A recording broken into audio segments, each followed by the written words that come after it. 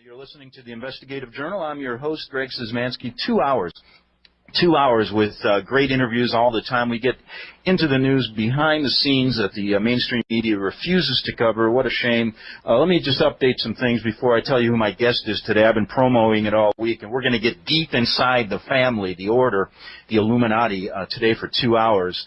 And you got to stay with us from the beginning to the end of this interview. Okay, we're back. It's 8 minutes after the hour, and we're going to get deep inside the Illuminati, the family, the order. We have a guest that was involved with this group, born into it for over 30 years, and her name is Svali. Svali, are you with us? Yes, I am. Well, it's nice to have you here, and I know you don't give radio interviews, and I really want to thank you because I think it really does help the American people understand about this secret organization that you were born into. So I guess before we, I guess we can just start from the beginning and tell us, right from the beginning, you were born into this from wealthy parents, and tell us about your training in this group and when you were a young child and then up into your orientation at the Vatican. Go ahead. That's a pretty broad area, though, Greg. I mean, that could take hours, if you know what I mean. Yes, but if you could just outline it for us. Yeah. I mean, I was born in the group. I was born in Germany, came to the U.S. very young, and basically went through all the training that the group, all members of the group do undergo training to different degrees, depending on the role. By the time I was a teenager, I was a youth leader, and by the time I was 22, I became the youngest member of Leadership Council in San Diego County. And at that time, I was a head trainer. I was the sixth trainer. I eventually moved up to the second position. Mm-hmm. And when I was 12, I had mentioned with you the ceremony at the Vatican. That they really do make all leadership in the group undergo at some point. Now, basically when you were growing up, I remember you told me that you were instilled at a young age. You were born to a very wealthy, well-to-do family. You moved back to the States. You were told at a very young age you were special. You were chosen, correct? Well, they tell everyone in the group that they're special and chosen. And, in fact, that's one of the things that made me very cynical when I was older is that, you will never meet a person who's an Illuminati who's not been told and programmed for years that they're special, they're the only one that can do things for, quote-unquote, family. But I was told, yes, I would do great things for family one day. And the reason why I guess I can filter some of this with an objective view is I know what my role in the group was, and it was over quite a significant number of other people. So I don't evaluate my role or specialness within the group, not so much by what I was told, but by what I did. So you reached the age of 12, and then you're told by your parents you're going to an induction ceremony in the Vatican. Can you tell us how that happened and what occurred at that ceremony when you went there? Okay. This isn't easy to talk about, as you know. When I was 12, I was flown over to Germany, and I was I'll call him the German father's house over there. And there was some preparation for a few days beforehand, and I was told that there would be a very important ceremony, and it was considered a sealing ceremony at that point. And basically, I was told a little bit about what I was expected to do during the ceremony. When we got there, we went to the Vatican. There's underneath the Vatican. There's a large room that I described to you when we talked before. It has 13 catacomb chambers leading into it and what they do is they, as you go down these steps into the room, you can see that it's almost circular, and so they're all around it, and they bring out the mummies from the catacombs, and they set them beside each one, and they say that the spirits of the fathers watching over the ceremony. And during the ceremony, there was a large table in the center of the room. It was on top of a huge golden pentagram, and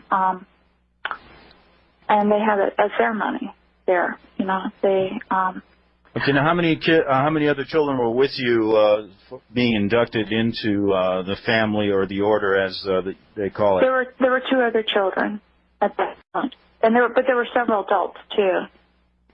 Okay. See, the church also brings in adults to swear their allegiance too. Just so you know, I was told, and I don't know if this is true, but if you want to rise to a certain position within the Catholic Church hierarchy, you do have to go through that ceremony as well. Okay, so you're down in this room with your parents weren't present. No. The German father and the French father were. Yeah. Okay, and at that point, tell our listeners what you witnessed. Well, there was a table. It looked like dark glass in the center of the room. I mean, it was made of stone, but it was very shiny and dark and black. And it may have been something like obsidian or onyx. I'm not sure. You know, I'd have to. That's the only time I've seen stone like that. And it had like around the corners, they had like these gold, I guess, channels that you know, to collect fluids. And little boy was in the center of the table and drugged. I think he was drugged because he was very quiet. He didn't move or say anything during the ceremony. This was a little 3 or 4 year old boy. Yes. Correct? Yeah. And then they continued to go ahead. They continued to do a child sacrifice. Yes, right they in front did. Of you. They did. Yes. Yeah, I told you about that before. Yeah. Now, afterwards, quite what a unbelievable experience for a youth. I mean, for a 12-year-old. I mean, I just what went through your mind? I guess when that happened. I mean, I was terrified. I mean, I was absolutely horrified. I can't describe the terror you feel when you go through something like that. And do you remember the words they were saying as this was going on? The man was in scarlet. He was speaking in Latin, and basically he was saying, you know, please accept the sacrifice, you know, on this day. But then, you know, and then he said the sacrifice will seal the ceremony, and then he did it. Again, I was so terrified that. Have you ever been in a situation where your heart's racing, but you can't do anything, and so you're just kind of sitting there and you're kind of like fading in and out? That's kind of. I can remember as a youth being frightened, but I don't think I've ever no. All right. Well, gone through anything quite like what you. Yeah, imagine your heart rate going up to about 220. You can't move, so you're kind of shaking, but trying like not to show it. Mm-hmm. And it, I mean, it was horrible. And I was keep thinking inside, I can't wait. Oh, I can't wait. I mean, you don't say this, but inside you're just kind of saying over and over, I can't wait till it's over. I can't wait till it's over. I can't wait till it's over. Afterwards, the man in scarlet, he had a huge golden ring on his hand, and he came over to the center of the room, and he had each of the people that were swearing that day. I had to go forward and kneel before him and kiss his ring and swear my allegiance to the new order, to the new world order, until my death. Now, at that point, you are escorted out. Yes, yeah. And after the ceremony was all over, I mean, the other people also did theirs as well. You know, they had to swear their allegiance too. And then they were what, the same age?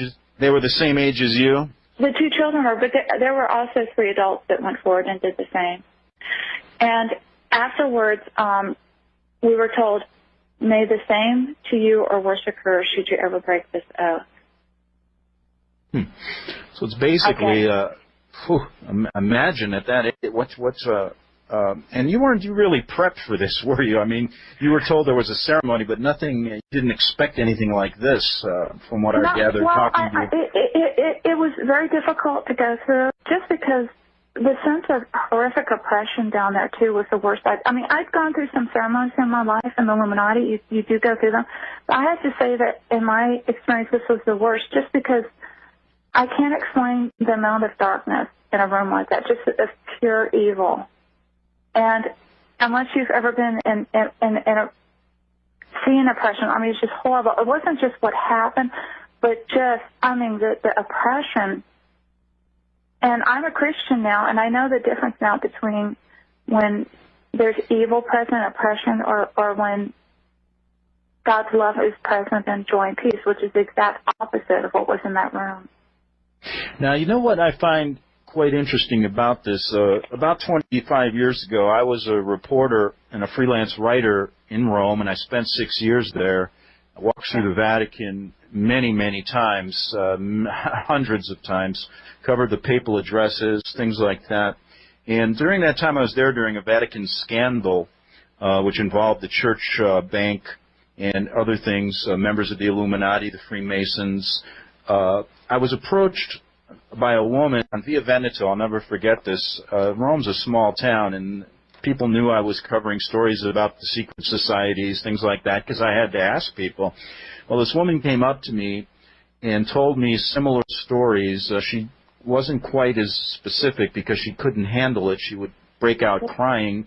Yeah. And had tried to commit suicide twice because she couldn't get out of the Illuminati. She was a member, she was, again, born into it, a very wealthy northern Italian family. And she told me basically the same ceremony took place with her.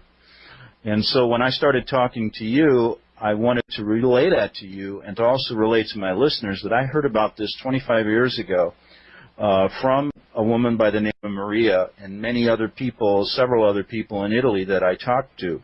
I was never able to locate, or really, probably for my own safety, never find out what happened. But again, Svali's corroborating a story that I heard about 25 years ago. We'll get back after this break with this incredible story about a member of the Illuminati who's now out of the group and safe on the Republic Broadcasting Network. Okay.